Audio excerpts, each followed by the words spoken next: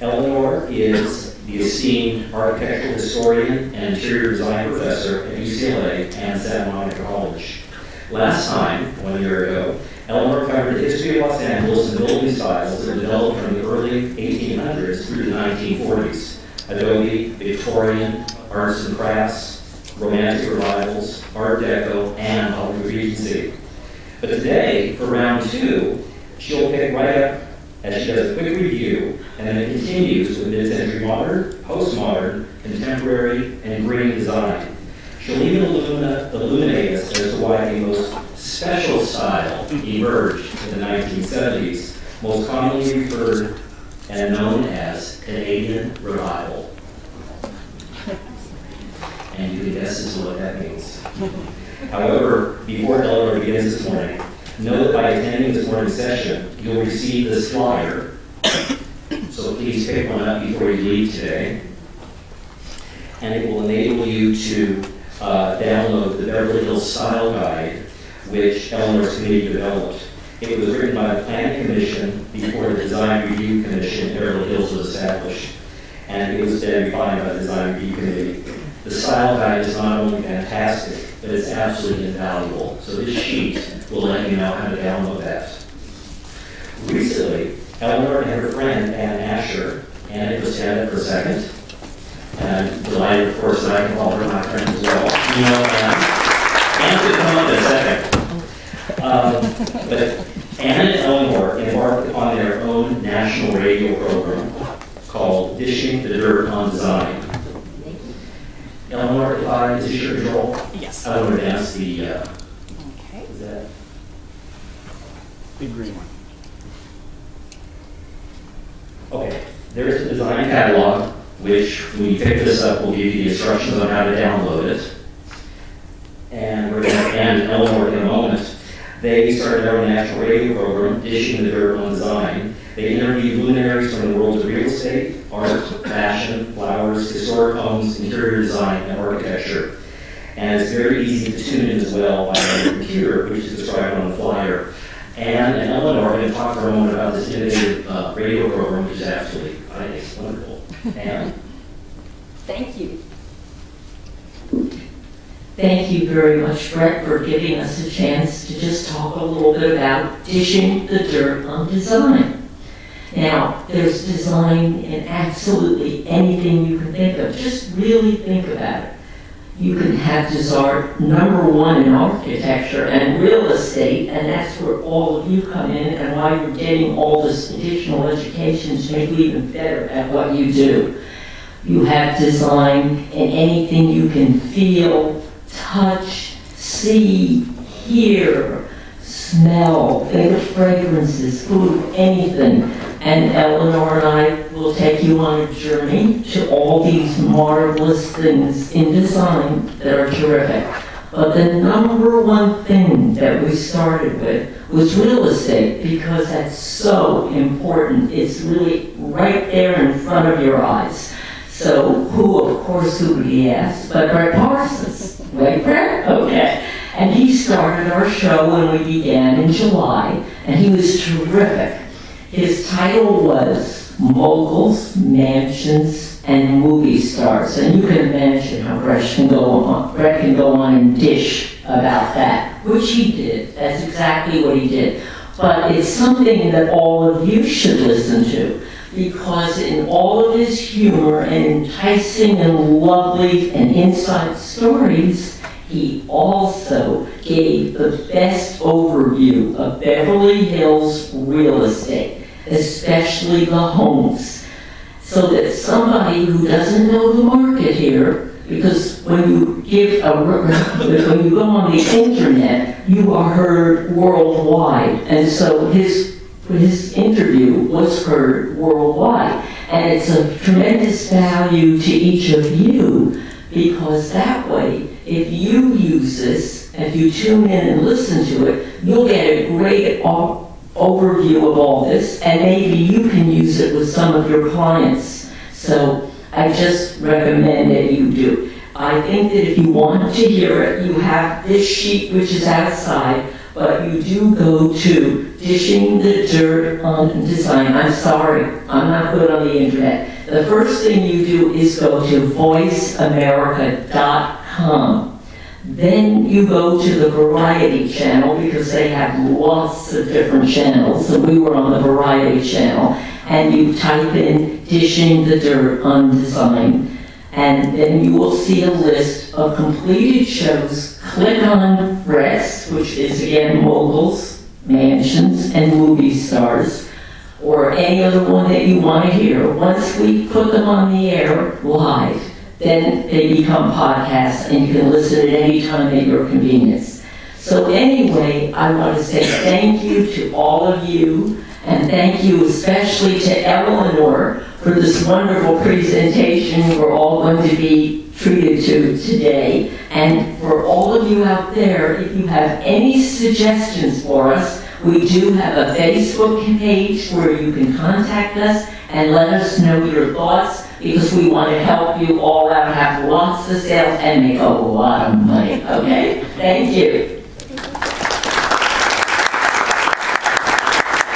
That's the perfect way to introduce Eleanor Schrader Schapa, who will be our featured speaker this morning. So come on up. Matt, do I need to turn this off? Thank you. Thank you. It's such a joy to be here, everybody, and to see all of you again. And Brett, thank you so much. That's very sweet of you. The sheet, does anybody need a copy of these handouts? Okay. Yes, why don't we go ahead and hand those out then? We have to do your mic. Oh, of course.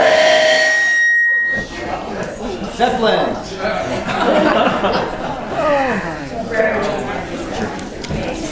Let's do the other mic. It's on the phone. We had a fire alarm. I'm kind of waiting for Brett to spontaneously combust now. We're good so far. All right. So on this sheet, the area down here will tell you where the link for Brett's interview is, which was so much fun to do with him. And then we've also interviewed John McElwee, who is the owner of John Lautner's Garcia House, and then also Christopher Carr, who was a preservation architect for the Ennis House. And then our dear Mary Norris will be featured on Wednesday afternoon, so I don't have a link for that yet, but I'm looking forward to hearing Mary's talk on contemporary art and architecture also. All right, is this feeding back? Everything here okay? This is all right? Okay, wonderful. Well, it's my great pleasure to be here and to tell you a little bit more about the Los Angeles architectural history. And let me just do a real quick recap. I know we've lost about a half an hour, but those of you that know me know that I talk fast. And then if you would like, we can have some questions at the end then.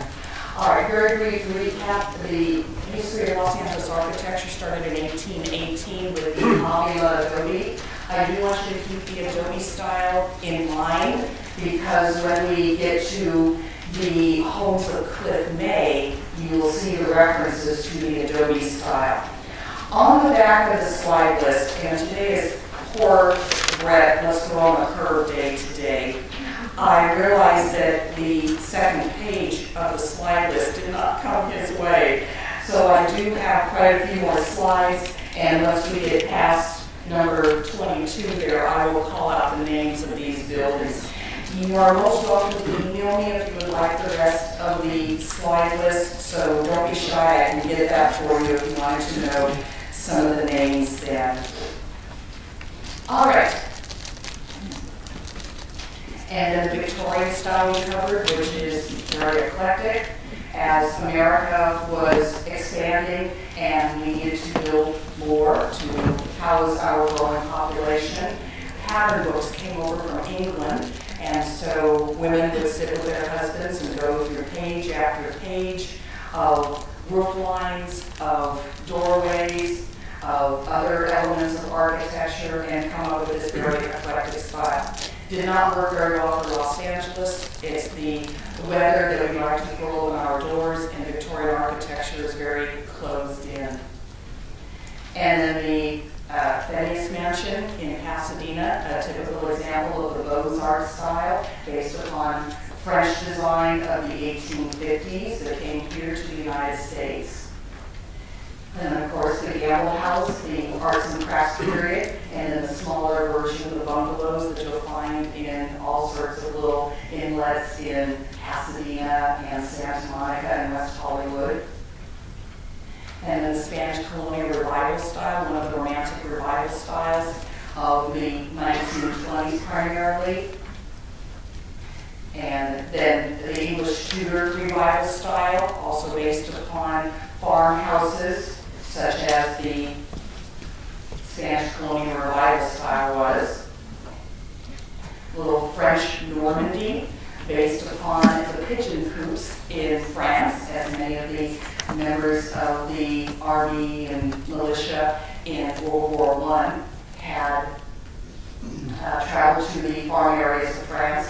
Oftentimes the farmers would have their pigeonniers, which would have not only pigeons being used for squaw for dinner, but also pigeon poop makes good fertilizer.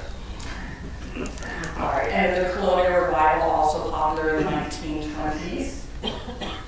And then the Art Deco style. Now, pay attention to this for just a moment, because you will see these sleek lines that seem to appear again in international style architecture, but it's a completely different story.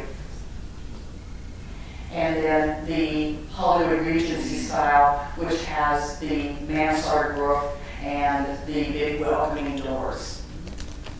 And that's where we left off last time. So now let me pick up for a little bit of international style and mid-century modern style. The international style grew out of Europe, primarily the Bauhaus in the 1920s, as a response to World War I and the need for public housing, the need to eliminate all sorts of decoration. This was a world that had gone wild, and the idea of ornamentation was a very scary one for many architects. They thought that that was one of the reasons why the dividing class structure had emerged, and so therefore the idea of leaving behind 19th century architecture and over-ornamentation was important to these European architects, primarily such as Le Corbusier and Yves Saint Laurent. And as this came to the United States, we had practitioners such as Richard Neutra and Rudolf Schindler. Here in the Lovell Health House, the Dr. Lovell, who was somewhat of a homeopath in those days, or what we would consider a homeopath now, built this in the Hollywood Hills, right near the Greek Theater. And the idea of open windows, of ornamentation that is completely gone, of the simple structure of the architecture where everyone could enjoy the benefit of good architecture took hold in the American landscape. Some people call this commie architecture. It was not the style that we were used to of the Spanish colonials and the English Tudor revivals. And a little bit later on, the term communist bloc came up. And the original communist bloc would be called VLOC. Some people call this communist bloc VLOCK. But nevertheless, what it did was to speak to a Southern California landscape where we could open our windows and have lots of light coming in and build up on these what are called pilotis, these stems, to give us all sorts of wide views. Le Corbusier connected his architecture with machinery, and what better to have than a Model T headlamp in the staircase. It is still the headlamp that was originally built into the house. Oftentimes we will mix international style with mid-century modern furniture, and the two do complement each other very well.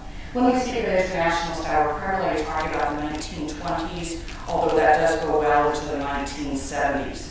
Mid-century modernism is after World War II. That is a completely different aesthetic, although descended from the international style.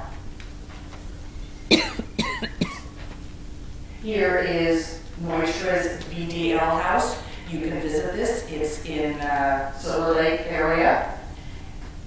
And these open areas to connect to the Southern California landscape of ribbons of windows, of inexpensive materials, stucco, wood, steel, glass. And again, the interiors speak to the simplicity from whence Richard Neustra and Rudolf Schindler emerged.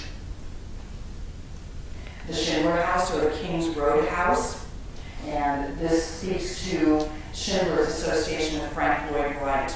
This is a personal observation. There's a bit more of a warmth to Schindler's work because he does incorporate more wood into his work. And the interiors also speak to Wright's aesthetic of these sliding screens, which might remind you of the shoji screens that Wright was one of the biggest collectors of Japanese screens. And then the office, which again uses these very simple interiors. All right, so in the style catalog that I've given you the link to at the bottom of this handout sheet there, if you just go online, you will download the entire catalog, and there's 140 pages of it. It's also available in a booklet form in the city of Beverly Hills, but I think they charge about $20 for it. So I'll tell you some stories of being on the commission in just a few moments and some of the little secrets that went into the catalog. All right. So I put one of the pages there, and there's several other types of architecture. Now moving into the 1940s and 1950s, which is where I really want to start our lecture. I've given you the background on the international style so you can see one of the parents of the mid-century modern style. After World War II, again, a need for housing, but this was for returning GIs as their families were growing. So many of us here are part of that baby boom generation in 1945 and 1966. And as the world was now made safe for democracy, we could then expand our homes and build in a style that would speak to a very different kind of audience.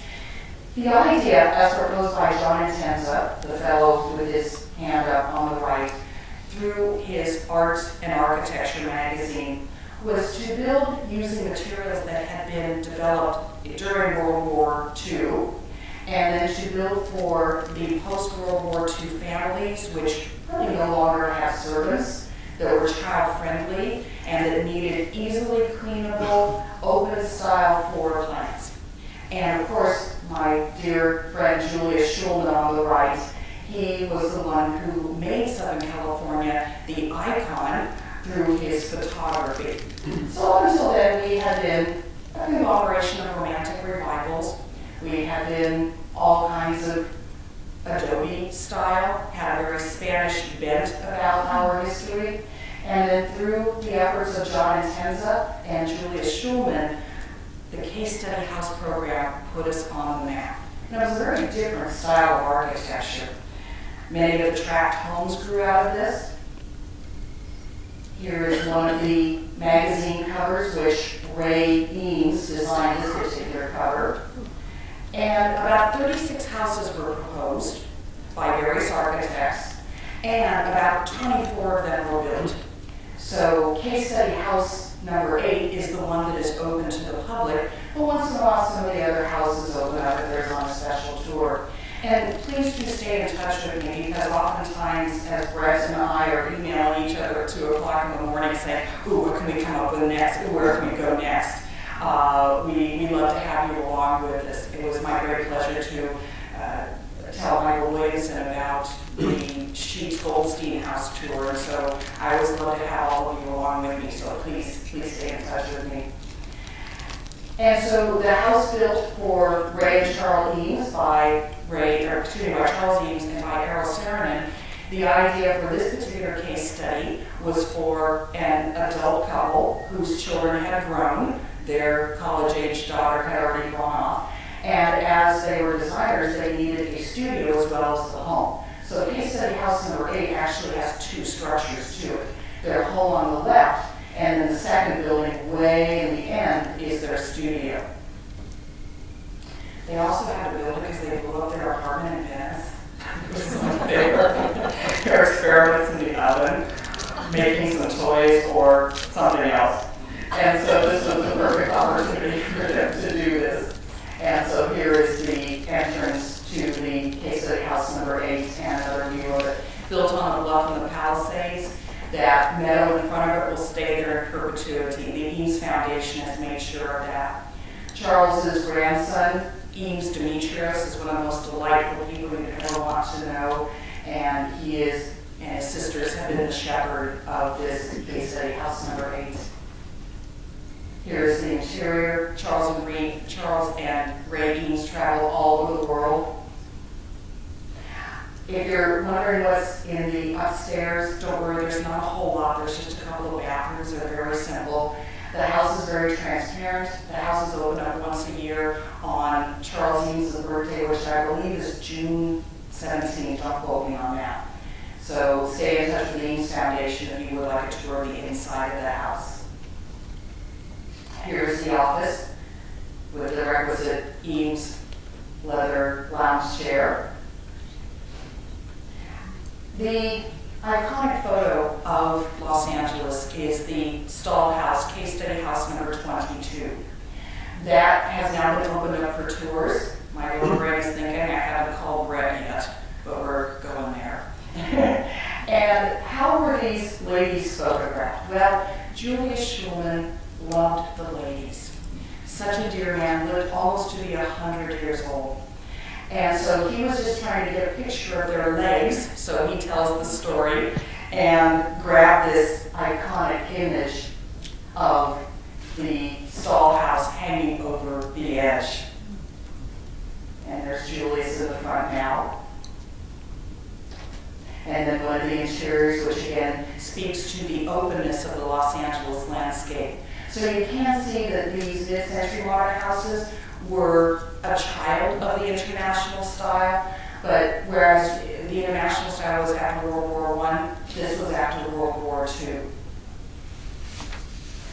I have something very special to show you. My uncle was the general contractor for case study house number 1. Case study house number 1 was built by J.R. Davidson, and this is in Toluca Lake. I was going through my uncle's things and found some images of the original case study house number 1. On the right-hand side is a more contemporary image of that. I knew that he was the general contractor, and up until he passed away, he remembered everything. He remembered working with Schindler, with Neutra, with both Frank Lloyd Wright and his son Lloyd Wright, and the knowledge that he had about the stories that went on behind the building of so many of these, not only international style houses, but case study houses. So the upper photograph is a little bit faded one, and you can see the weeds on the other side of the street. I don't know what's there now. Here are some photos that I never published. They're mine, but I want to share them with all of you here because I feel an affinity to John Arrow and Brett and how warm and welcome you've been to all of me. So you can see how the construction of the kitchen brought in new appliances, and on the center, oops, I'm sorry, I'm just looking for my pointer here, the laser, how these pull out and then also became steps for the owner. Her name was Mrs. Gang, G-A-N-G-E. And so she was able to step up there. And I think a very chic bedroom. But do notice the very modern radio. And you could make your bed go up and down like a barber lounger, sit and sleep, take notes. And notice this wonderful radio sound system right there, reading lights. You've got everything you need in this little panel there. And then the furniture, which my uncle also built all the cabinetry and the furniture and everything. I'm absolutely in love with these chevron chairs. I found a photo recently, they're still there. So bless the owner's heart. Well, speaking of these chevron shapes, another mid-century modern designer, architect, John Lochner, brought us into this space age. The space of the era of space travel. Anybody remember the Jetsons? And so here is Chemisphere, also built for the Malin family, M-A-L-I-N, that is, kind of sits over the, looking over the valley. And so John Lochner, who had been one of Frank Lloyd Wright's apprentices, had come to California, and he talked about how ugly it was here, and he wanted to change it.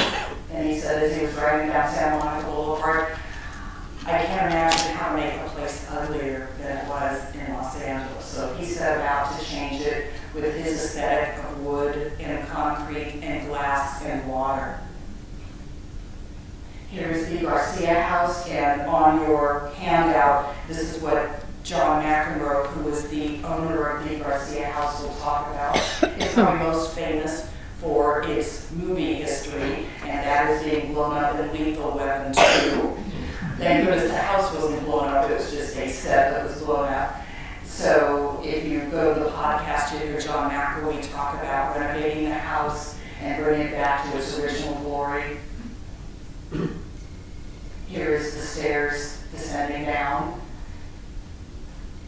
And of course the Sheets Goldstein house, probably John Lochner's most famous architecture of the mid-century modern period. So as you traverse across these very dangerous trapezoidal blocks, it has now been covered with plexiglass so that people don't fall into the pool and get eaten by the koi. I'm going to sit with this guy. I thought, there's like some girl on it. But it is a party house. I'm surprised that we don't hear these stories on TMZ that someone fell down the hill. And I have some drunken stupor. But nevertheless, all of the jagged edges and heavy concrete forms do bring a beautiful lightness into the house through the glass and the water. And then this beautiful, almost like a spaceship descending roof line right into the pool area. These lights are done by glasses, almost like jelly jar glasses. At night, it is the most twinkly home you can ever imagine. Absolutely beautiful. And then looking out over Los Angeles, those glass panels slide back, and you are looking over the precipice of a little area where you won't be hurt that badly. It's not like the Grand Canyon, but nevertheless you'll be tumbling down into the hills. That is a reflection off the glass. So join me. I would love to have you come with me to the house. Another mid-century modern style of Cliff May, and the Sunset magazine was very instrumental in promoting his ideas. Cliff May was descended from one of the oldest families in Los Angeles, the Estudillo family, and that's why I made that reference to the Adobe style that we started the first slide with, because what Cliff May wanted to do was to infuse a history, a Spanish history of the Southern California history into mid-century modern houses. Our history is Spanish, Mexican, Native American, and he did so quite successfully. Here is his Mandalay house, unfortunately no longer with us, torn down for some sort of apartments or something. And so you can see the transparency of the home. And this style, which he called the ranch style, became a style. Some people call it the Hacienda style. It's not really a hacienda, but more of a modern style ranchero. And the open areas influenced so many of our later ranch houses as well as tract houses. I'll show you some hybrids in just a moment. The beauty of the skylights in Cliff May's work brought in the California sunshine. And the idea in these houses was to enter into the front doorway and go one way, either to the kitchen or the other way to the kitchen, and then one way to the bedrooms or the other way to the bedrooms. They were meant to be transparent because in a post-World War II crowd, it was important that you could keep an eye on your children playing outside. So the idea of the backyard, possibly a pool, that would be very family friendly. In a little bit different style, I've heard the term martini house used for these, so you can just imagine all the pool parties going on and all the swinging 60s. But there's such a beauty about Cliff May's work that incorporates both modernism as well as the Spanish history we have here in California. Oh, yeah. We keep going. Oh, okay. I hope I did okay, Cliff. Okay. All right. And another home of his showing the entryway, which shows that he really did keep that reference to his Spanish heritage. The Ivory Homes, we see types of Ivory homes all throughout the San Fernando Valley. Up in the Bay Area, there's areas of Orange County as well. This is what we might consider the traditional tract house or the ranch style houses. They're ubiquitous, they're everywhere. Marcus, the valley. And so again, the idea, not completely Cliff's May, but I think he brought this to fruition, as did Eigler. And that was to enter into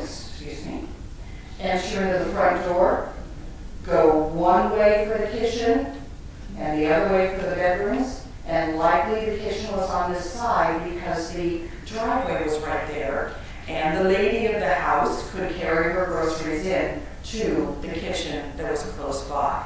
So these were laid out for the modern family. Again, we no longer have servants, but rather those who people were cooking their own dinners and raising their own children and wanted very affordable, clean houses in this post-World War II period.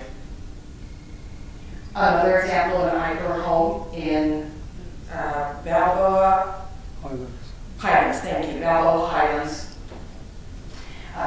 Also shows the influence of Cliff May, where that's a little blurry, where the entry area has all of this skylight coming in. Postmodernism, I didn't really have a lot of good houses to show you, but I want you to be aware of what postmodernism is. As the 70s and 80s came along, there was a backlash against the international style. Too cold, too white, too metal. And so the idea occurred to bring back the past, but in modern clothing. So the idea is to have a little fun. So much of this international style was so serious. And so here in Michael Gray's Walt Disney Concert Hall, about 1988, you can see the references to the Parthenon, but instead of the Greek figures holding the triangular pediment, we've got the seven dwarves holding it up from Walt Disney. And then kind of a pared down version of the Capitol, which you might find in many ancient buildings. The Kentucky Fried Chicken on Vermont Avenue. Well, I think you can see that the building itself is the bucket of chicken. And then here's the little coxcomb of the chicken. And then these are actually the wings of the chicken. So postmodernism, in all of its silliness, is kind of meant to be a way to move on, to get over the severity of the international style. So each architectural period has its importance, has its meanings, has its references, its cultural and social history. And then deconstructivism, so such as in Frank Gehry's house in Santa Monica, 1978. This was an attempt to shake up architecture completely and absolutely. There's been many definitions of deconstructivist architecture. And what I tell my students is that imagine you've gotten all the elements of a building, you've thrown them up in the air, and then let's see what comes down. So it's just an attempt to do something completely different, because at this point, many people feel like we've done everything. But however, the interiors are full of life. This again speaks to California, Southern California. Another contemporary house is the Dennis Hopper House, built by Brian Murphy. And this was originally on the market. I don't know if it's been sold or not. Okay. And so the interiors carry on with the roof line that you see on the exterior. So Brian Murphy thought of referencing a wave. So postmodernism is all about waves. And then there's many different very scary elements in this house, which also brings in mind deconstructivism. Brett and I have been waiting to do this one. So the new euphemism evidently is Canadian revival. So we had so many McMansions go up around the city, and I thought I would tell you a little bit about what happened in the Design Review Commission, and so why things occurred the way they do. And I'm sorry we didn't fix it. We tried our best. But here's some of the dirt now that Ann and I love to dish so much. This was the Beaux-Arts style that has been taken out of the catalog. So how the emergence of the Design Review Commission occurred in 2004 is that we were having so many of these horrendous McMansions go up all around the city of Beverly Hills, and there was a hue and cry, we've got to do something, we've got to do something. Then the mayor said, no, I think people can do whatever they want to with their houses. Well, he was shot down immediately. And so the commission was assembled of architects, interior designers, and I was the architectural historian on the commission. And we had quite a daunting task. And so let me tell you a little bit about how everything occurred. So this is no longer there, but talk nice to me and I'll get you a copy of this. Okay. Beaux-Arts is what's in Rhode Island, Newport, Rhode Island. That's on big, huge acres of land, not on little tiny postage stamp sized lots. So it began. People were horrified. We've got to do something about this. So many articles came out in the Los Angeles Times with the hue and cry. One thing that especially rankled the residents of the city of Beverly Hills was one comment by one of the developers. Well, there's just all these crappy little Spanish houses that we need to get rid of. Well, my crappy little English Tudor revival has been around for almost 100 years, and it's doing just fine, thank you. All right, okay, and it shall stay that way. Well, we realized the problem was height, scale, and mass. We could work with the scale and mass a little bit, but we just could not get a height restriction through. I think that's really one of the major problems is the lack of a height restriction. Things were being built out completely to the sidewalks. So we tried a few things. We tried offering incentives to reduce the boxiness of the houses. And just briefly, let me tell you how the mathematics worked. In a 2,400 square foot house proposed on a 6,000 square foot lot, if you added a courtyard, you'd be given another 500 square feet for the house. If you modulated the second story, in other words, had setbacks on the second story, you'd get another 500 feet. If you added a sloped roof, that was the version of sloped, you would get another 300 square feet. If you added mature landscaping, you'd get another few hundred square feet. So you could go into another 1,500 square feet in the floor space. That didn't work. All it did was, in the words of one of my fellow commissioners, give us Mr. Potato Head architecture. Okay. All right, so we took out the Beaux-Arts style in the catalog. There's just a little blurb in the Beverly Hills Courier about that, but people would come to the desk and say, hey, it's right here. Well, not understanding the scale and the mass. This sweet little thing is right around the corner from me. So you can see right next door to it is a very sweet little Spanish house. So it has just taken over the neighborhood. And there's one right next door to it, and down the street, and down the street, and down the street. Well, I understand that people want to have a nice home, but the problem is that there is no understanding of the nature of the neighborhood, nothing for the culture that had come before, no respect for Paul Williams, no respect for any of the other major architects of the era, and no respect for the historic aspect of who might have lived in a particular house.